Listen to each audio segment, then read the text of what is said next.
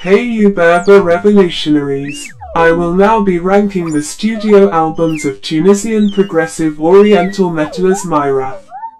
Enjoy!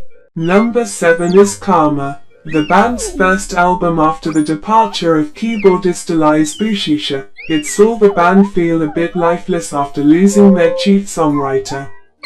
Their sound is still there and the album is passable, but there isn't anything overly memorable or gripping on it. It reminds me of the recent Camelot albums, which isn't really a compliment. The track I'd recommend is Wheel of Time. Number 6 is Tales of the Sands. After getting attention with their second album Desert Call, the band went for a more streamlined approach with this one, focusing on heavier grooves and toning down the proggier aspects of the band. I think this is an interesting attempt at making more accessible tracks, but their ability to craft catchy hooks isn't fully there. While musically it's good, it's not as technical as they've been either. The track I'd recommend is Fate in Motion. Number 5 is Hope, the band's first album. It was made as a 4-piece before Zaha Zorgati became their lead singer, and keyboardist Elias Bouchisha was on vocal duties. While Bouchisha doesn't have as strong a voice as Zorgati, it still is good in places, reminding me of a thrash metal vocalist from the 80s at some points, but his weakness at times does show.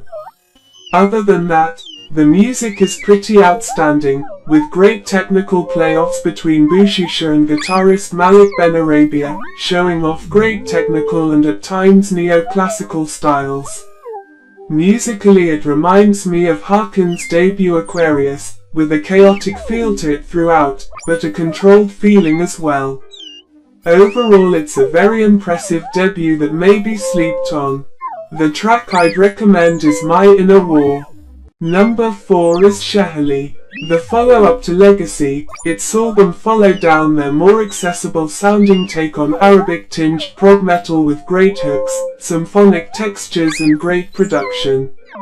I always believed that after their change in sound, that Myrath took the place of Camelot after Roy Khan left, with a more streamlined take on the symphonic prog power metal sound, but with a Middle Eastern shine, or North African in their case.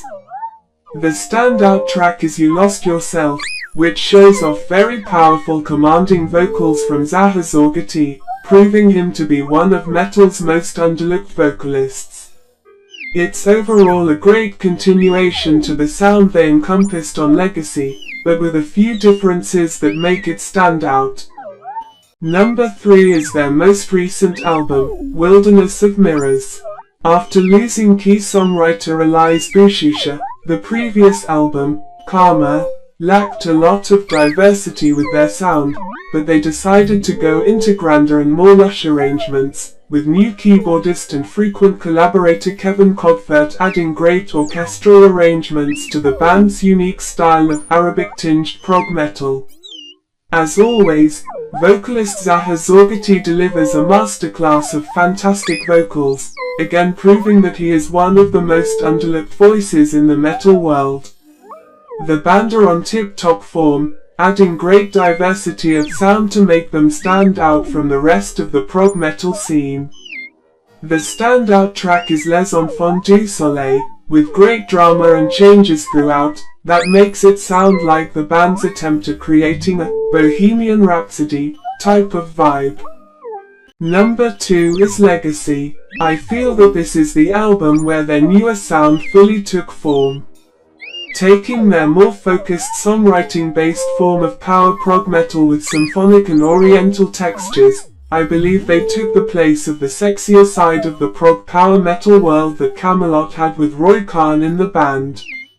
Overall the songwriting is pretty fantastic, with each song having great hooks, musicianship and masterclass vocals from Zaha Zorgati. While it has a more focused sound, there is moments where Malik Benarabia and Anis Jouini are able to show off some nice technical guitar and bass interplay. The production is pretty great too, even if on the CD version there's a massive drop in volume after the intro instrumental. The track I'd recommend is Believer. In my opinion, the best Myrath album is Desert Call. The band's second album and their first with vocalist Zaha Zorgati, it saw them find a fine line between the chaotic prog metal of their first album, but adding in catchy hooks, heavy riffs, melodic but complex instrumentation and epic orchestration and focus on Arabic melodies. While I can see their want to go into a more mainstream sound, I think this album is the perfect mix of the two worlds. Zaha Zorgati's vocals are a perfect fit in the band, filling the tracks with great emotion and very impressive technical and diverse ability.